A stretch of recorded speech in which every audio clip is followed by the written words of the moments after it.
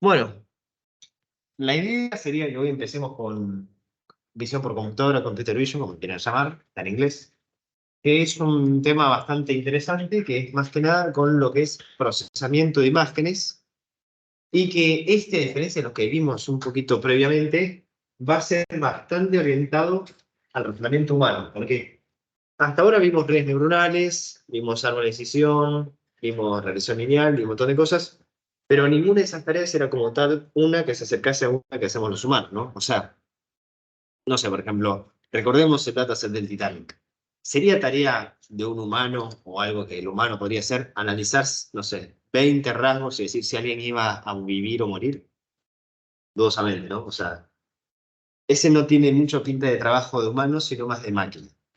Ahora, con la visión por computadora, las tareas van a ser más orientadas al humano. O sea, van a ser tareas que los humanos hacemos, pero que ahora vamos a intentar que las computadoras hagan.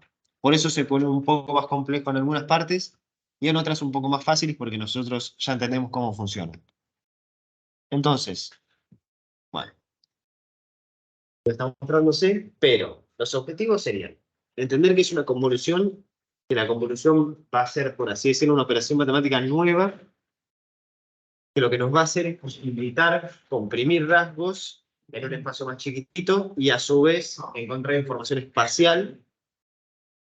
Además de la convolución, lo que vamos a ver es después lo que es el padding y lo que sería el stride, que son dos formas y bueno, conceptos importantes de la visión por computadora. Y vamos a ver un poquito también de cómo difiere la visión por computadora de los algoritmos normales. Ahí está. Entonces, analizar los distintos tipos de problemas de la computer vision, o sea, cuáles son los problemas que podemos encontrar, entender cómo funciona la convolución, como he dicho, y comprender por qué se usan las convoluciones en imágenes.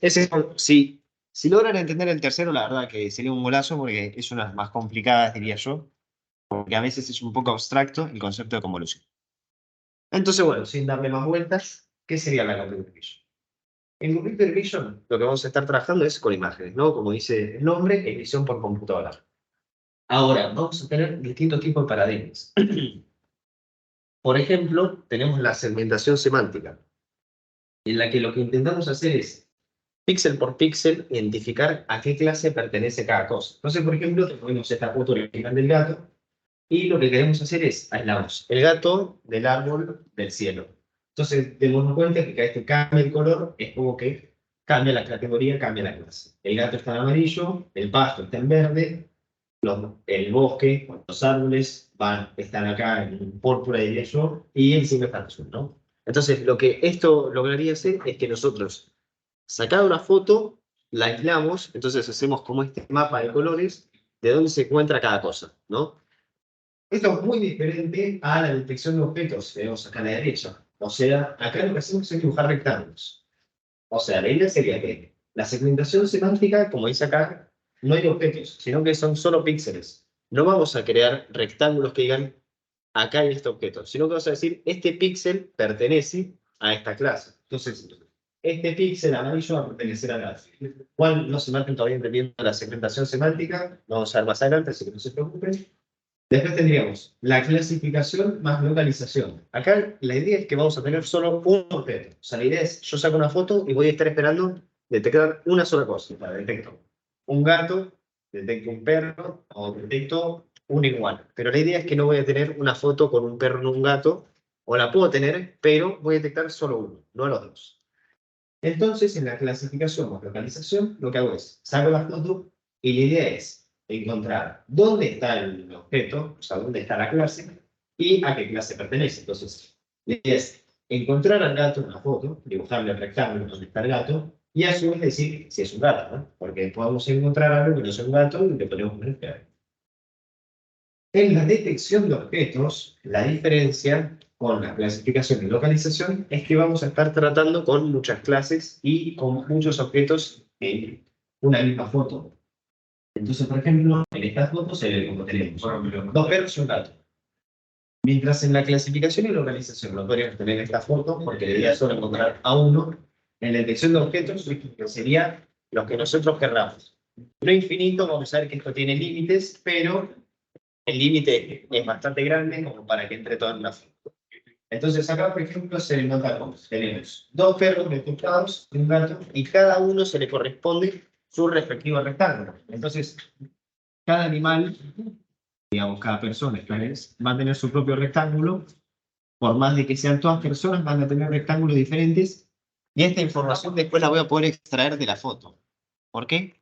Porque lo que en sí el rectángulo representa es dos coordenadas, una de inicio y una de final, en la que se va a expandir mi rectángulo, o bueno, sí, mi cápsula para lo que.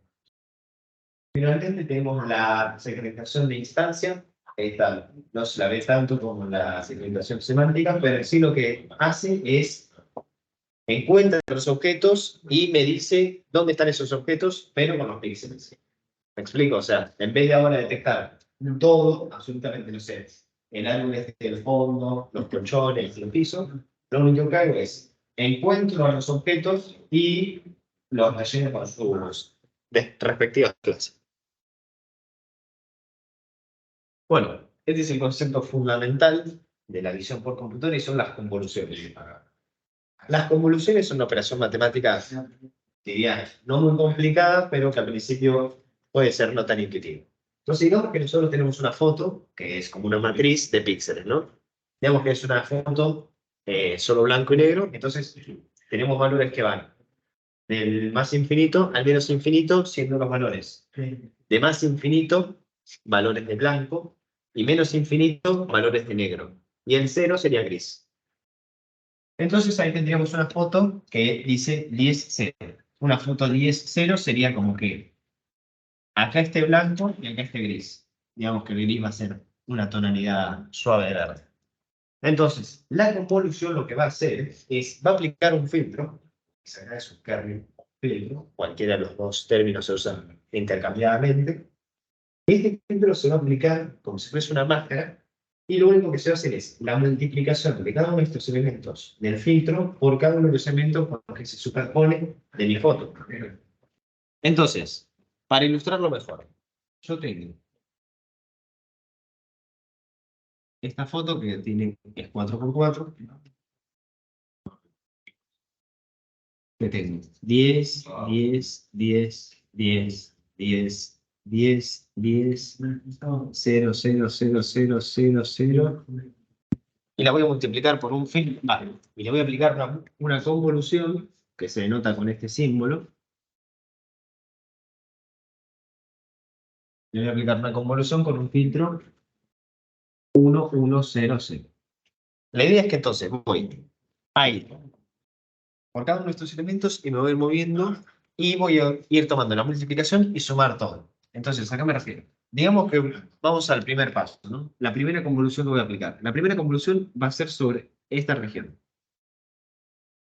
Entonces, ¿qué hago? Hago 10 por 1 más 10 por 1.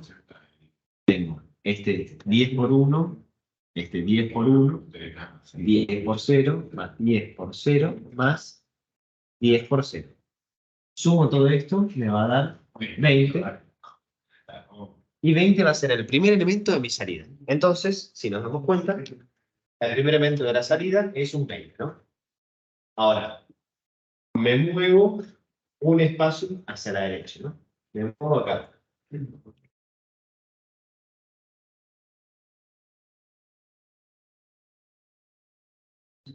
Me queda otra vez 10 por 1, 10 por 1, 0 por 0, 0 por 0. Entonces, ¿qué me queda? Otro 20.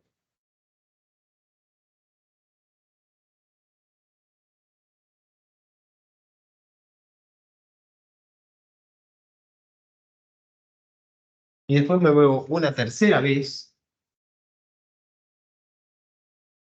y me queda 1 por 0, 1 por 0, 0 por 0, 0 por 0. Entonces me queda 0. Ahora, me voy un poquito para abajo. Ya me moví acá completamente. No me puede quedar el filtro por afuera. O sea, el filtro no se puede mover acá porque no tiene con qué multiplicar. O sea, como no sabe con qué multiplicar, pena. Entonces, para acá y baja. Puede ser con otro color. eh, Y ahora voy a tener esta. Bueno, en realidad le puse 2, sí. Sí, porque es 2 por 3. Bien. El filtro baja así. No. Sí. Se mueve un lugar para la derecha y baja 2. Entonces me queda 10 por 1, 10 por 1, 10 por 0, 10 por 0. 20 otra vez. Me muevo hacia la derecha. 10 por 10, 10 por 1, 10 por 1, 0 por 0, 20 otra vez. Me muevo otra vez para la derecha. ¿No? 1 por 0, 1 por 0, 0 por 0, 0 por 0, 0. Ok, ¿se entendió entonces cómo fue la convolución? La convolución, esta vez, porque yo lo determiné. Eso, puedes decir bajas. Correcto. ¿Cuánto bajo? Muy buena pregunta. Lo voy a decir yo. ¿Cuánto me muevo para la derecha y cuánto bajo? Lo digo yo y ya no sé cómo se llama el stride. Pero la idea sería, mientras más te moves, menos convoluciones aplicás, ¿no? Si yo, no es lo mismo que me mueva de a 1 que vaya saltando de a 2, porque me va a quedar más corto. Si me muevo de a 2, esto se va. Si me muevo de a 1, me aparece una columna más. Entonces, depende de la información que yo quiera sacar, me muevo más o me muevo menos. Acá lo hice con las animaciones, entonces la primera convolución se va a aplicar en ese rectángulo y me va a dar ese 20. La segunda en ese otro, me va a dar ese otro 20. La tercera en ese y así seguimos, ¿no? Entonces, cada convolución se va a ir moviendo sobre lo que yo determiné y me va a ir dando su respectivo valor. Esto se haría por partes, entonces es como si fuese un bucle for en el que me voy moviendo y voy sacando cada una de esas, ¿no? Un pequeño detalle es que lo que se hace es se multiplica todo y se suma para que me quede todo al final, ¿no? O sea, no es que me queda una matriz al final, sino que multiplico todo esto, como que le aplico el filtro encima y después, bueno, me sumo todo para que me quede la salida. Entonces, este pequeño concepto se puede, bueno, no eliminar, pero extrapolar, pero se puede usar para detectar, por ejemplo, los bordes. Entonces, digamos que nosotros tenemos nuestra foto de recién, la cambiamos un poquito igual, pero digamos que tengo blanco a la izquierda y gris a la derecha. Entonces ahora lo que tendría es una foto en la que vengo a estar acá todo blanco y acá hay un breve, bueno, un leve tono de gris, ¿no? Recuerden que el cero es gris, los valores más próximos al infinito son más blancos y los valores más próximos al menos infinito son negros. Y yo uso un filtro que, bueno, tiene estas ramos. Tiene una columna que está llena de unos, una columna que está llena de ceros y una columna que está llena de menos uno. Si lo vemos con colores es como si tuviese blanco, gris y negro, ¿no? Menos uno es negro, uno es blanco, cero, justo gris. Si yo aplico la convolución, hace falta que se pongan a calcularla, les adelanto el resultado, me va a dar esto, me da 0, una columna de 30, otra columna de 30 y una columna de 100. Convenientemente, lo que hizo este filtro fue detectar dónde está el borde, o sea, dónde está esta transición de colores. Si nos damos cuenta, en la foto original que nosotros teníamos, la que pasamos de blanco a gris, hay como un borde imaginario que no existe, este borde no existe, lo dibujé yo, pero no existe en realidad, no es como que tenga una línea negra, simplemente paso de blanco a gris, ¿no? ¿Me entienden esa parte? O sea, no es como que hay una línea posta, sino que es ficticia, entonces lo que el filtro logró detectar es esta línea que no existe. Entonces logró detectar cuándo hay un borde, cuándo hubo una transición de color. Después de todo, si nos ponemos a pensar, digamos que tengo una silueta negra. Entonces digamos que yo tengo una foto de una persona. Digamos que está todo blanco y negro. Digamos que la persona la ilustramos todo con un negro y el fondo con un blanco. Cuando haya una transición de blanco a negro, voy a estar en un borde. Entonces voy a poder detectar la silueta de la persona. Y si detecto la silueta de la persona, después puedo decir si es una persona, si es un perro. Puedo distinguir un perro de un gato detectando solo la silueta.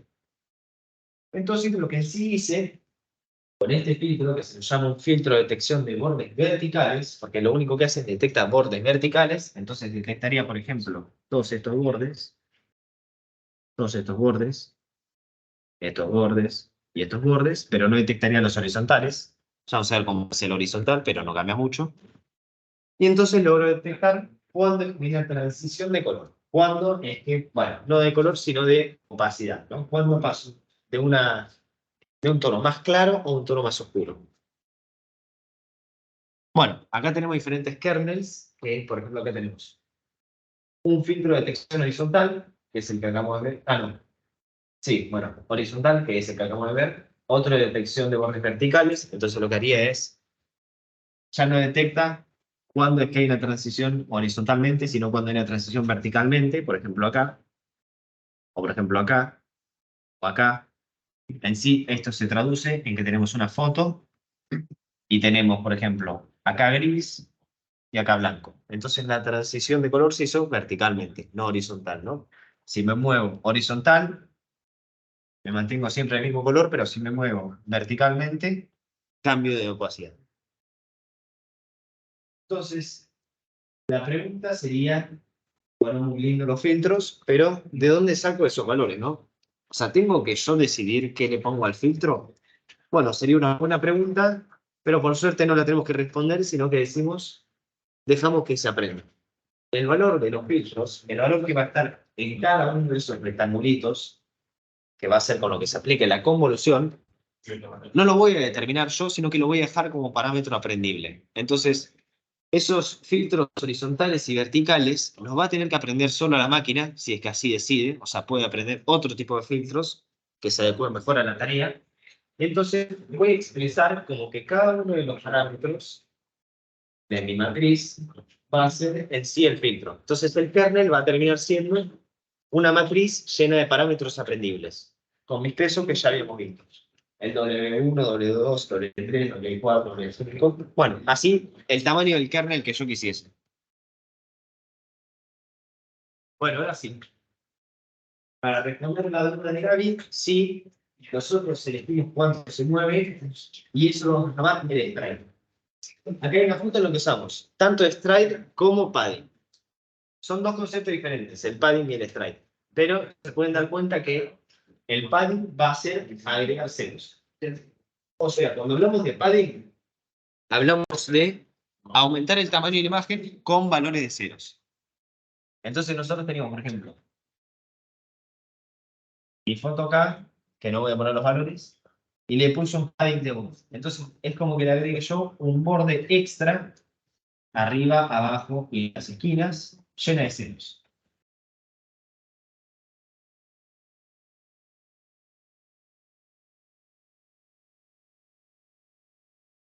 Hay dos buenas razones para agregar padding. Una es para que no se me vaya tanto las dimensiones. Porque si se dan cuenta, acá la película con la convolución se hace más chica la cosa, ¿no? Es como que las voy comprimiendo y cada vez se me hace más chiquito mi salida, ¿no?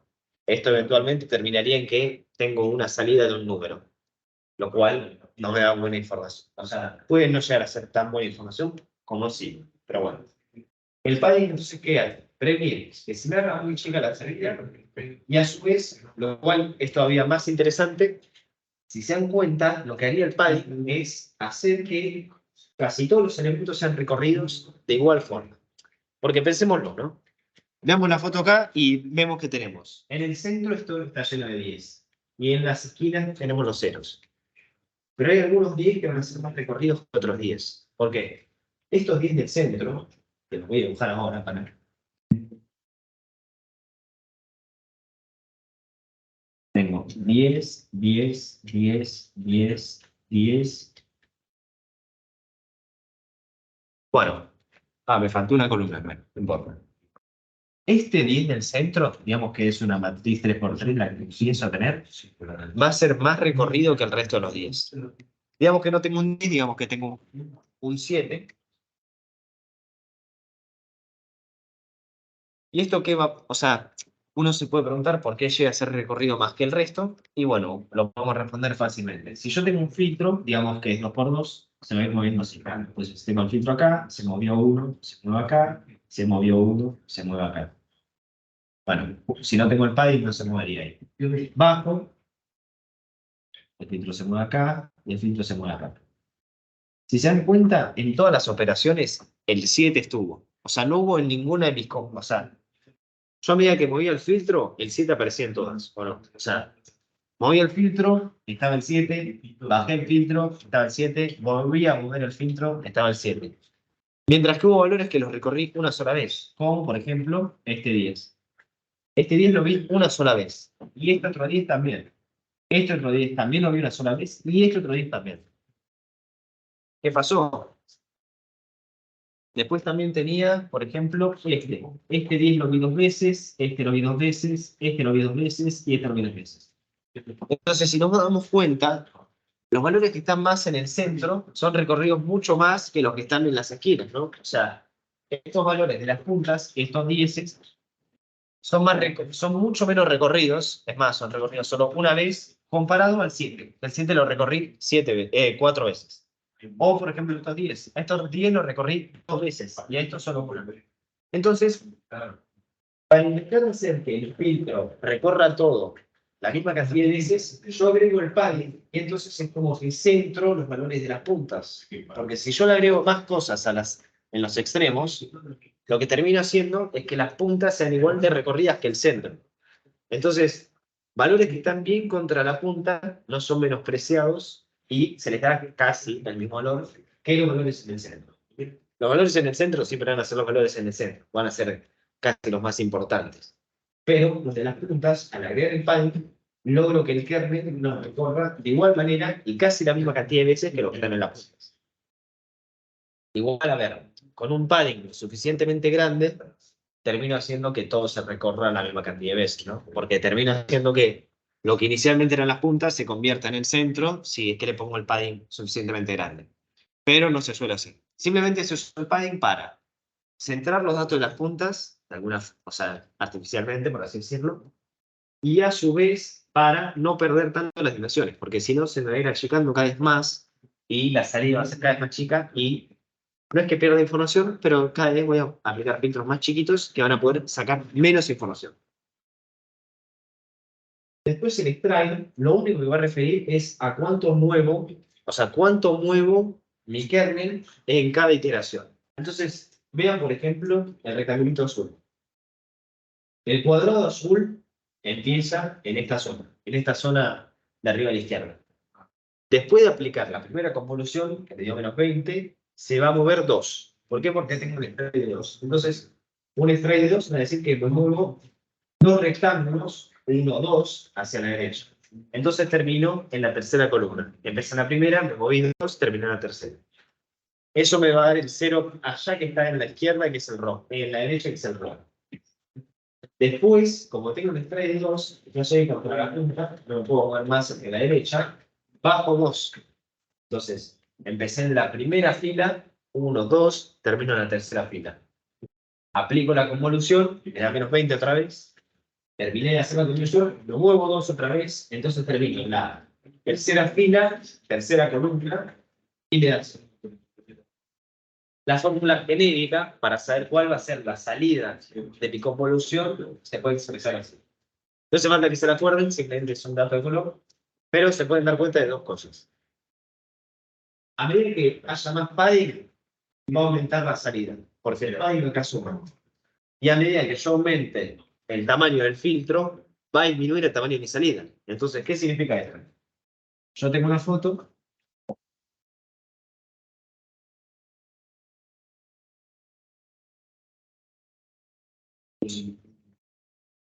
Y no va a ser, obviamente, lo mismo, aplicar un kernel 3x3 que se va a comer directamente toda la foto. Y ya voy a tener una salida de solo un número. Esto me va a dar solo un número de salida. Que aplicar, por ejemplo, un kernel más chiquitito, 2x2. El 2x2 me daría 1, 2, 3, 4. Me daría una matriz 4x4. ¿No? ¿Estamos todos de acuerdo? Entonces, dos conceptos claves. A mayor sea el padding, mayor va a ser la salida, porque agrando la imagen artificial. A mayor sea el filtro, menor va a ser la salida, porque tomo muchos más valores que los comprimo. Y finalmente, el extract divide. ¿Por qué divide? Porque como siempre me muevo eso, va a tener una gran importancia. Entonces, no es lo mismo moverme siempre uno que moverme dos. Y es más, como se nota en la ecuación, va a tener mucho más peso, por así decirlo, en la salida y en el tamaño de imagen, el extraer que el filtro. O sea, un extraer muy grande puede ser que mi salida sea muy chiquita, mientras que un filtro muy grande puede lograr que no. Y después, bueno, solo hay un dato de color que es que hay dos tipos de convoluciones, se las suele llamar así. Tenemos las convoluciones válidas y las iguales. Las convoluciones válidas lo único que hacen es no le agregan padding, entonces así como viene, aplicamos el filtro y aplicamos el extraer. Y las iguales lo que hacen es aplican un padding para que la entrada tenga las mismas dimensiones que la salida, ¿no? Entonces si entré con una 3x3, salgo con una 3x3, aplicándole el padding necesario. ¿Cómo se calcula este padding? Si usamos la ecuación anterior, terminamos en que el padding, bueno, va a depender obviamente del tamaño de mi imagen original, n, el stripe que yo decida, y el tamaño del filtro. Bueno, eso sería todo. Entonces, ya viendo la ruta de aprendizaje con un panorama más amplio, vimos la guía tradicional, que era la relación física y la relación lineal, redes, que eran una extensión mucho más compleja del principio, cómo optimizar los modelos, árbol de decisión que lo acabamos de terminar, y ahora empezamos con visión por computadora.